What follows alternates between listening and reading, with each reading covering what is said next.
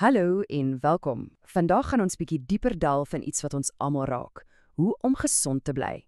Ons gaan kyk na eenvoudige, maar kragtige stappe wat ons kan neem, gebaseer op duidelike en praktiese inligting. Reg, kom ons spring sommer dadelik weg. As ons hierna kyk, wel, dis nogal duidelik aan watter kant ons almal eerder wil wees, né? Die gesonde kant. Maar die groot vraag is, hoe bly 'n mens daar? Veral as die dinge wat ons siek maak, dikwels heeltemal onsigbaar is.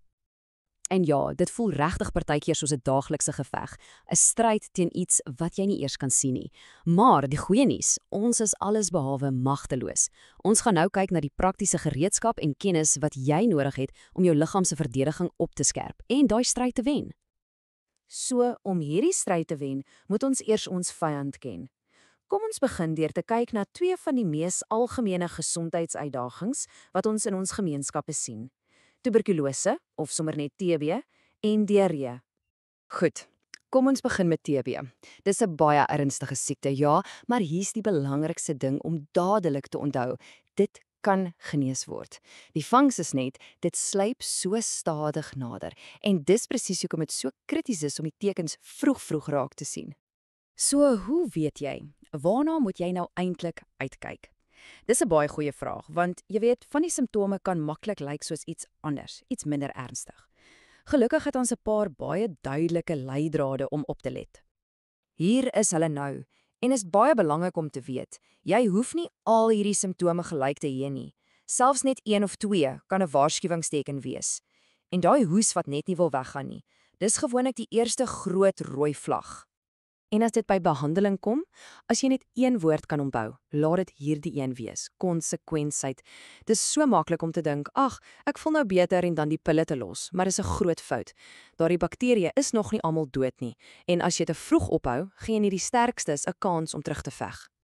Goed, kom ons skuif nou aan na 'n ander, baie algemene probleem: diarree. En hier is die ding, die eintlike gevaar is nie noodwendig die diarree self nie.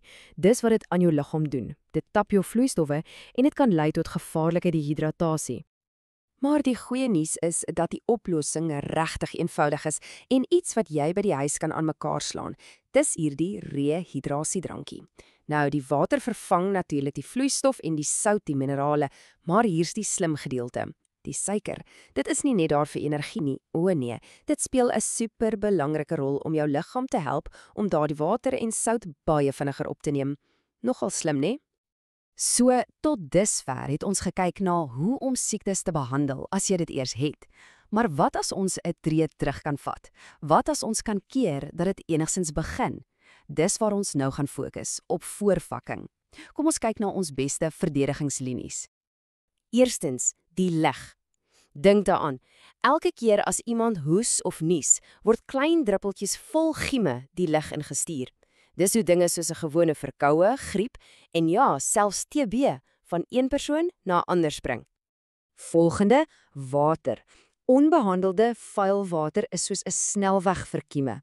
Dis waar gevaarlike siektes soos cholera en tifus vandaan kom. Dit wys jou net, skoon, veilige drinkwater is nie 'n luukse nie. Dis letterlik een van ons belangrikste skilde teen siekte. En dan natuurlik ons kos. Dis mos 'n direkte roete reguit in ons liggame in en besmetting kan so maklik gebeur. As jy kos was in vuil water, dit met ongewaste hande aanraak of selfs net 'n vlieg wat vir 'n sekonde daarop land.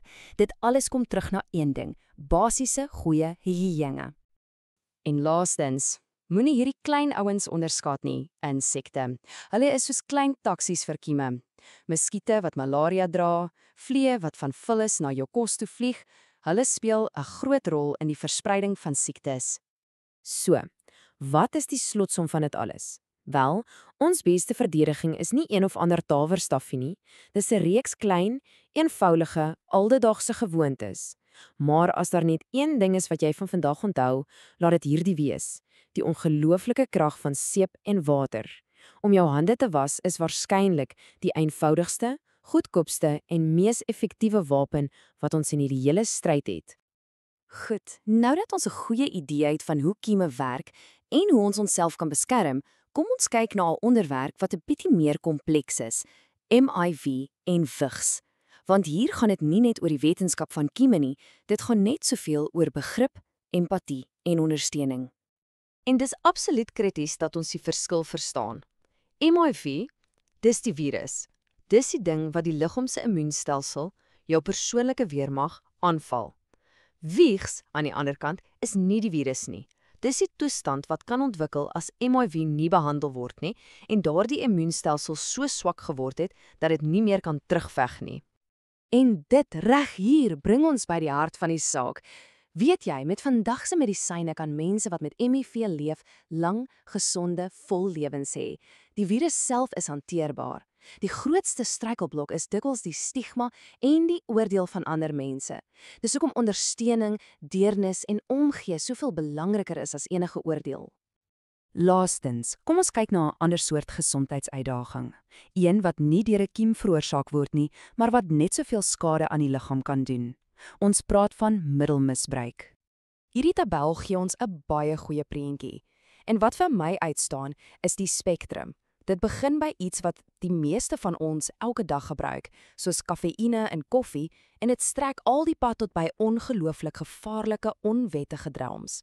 Dit wys jou dat amper enige iets 'n middel kan wees. Die punt is om die risiko's van elkeen te verstaan sodat jy ingeligte, veilige keuses kan maak.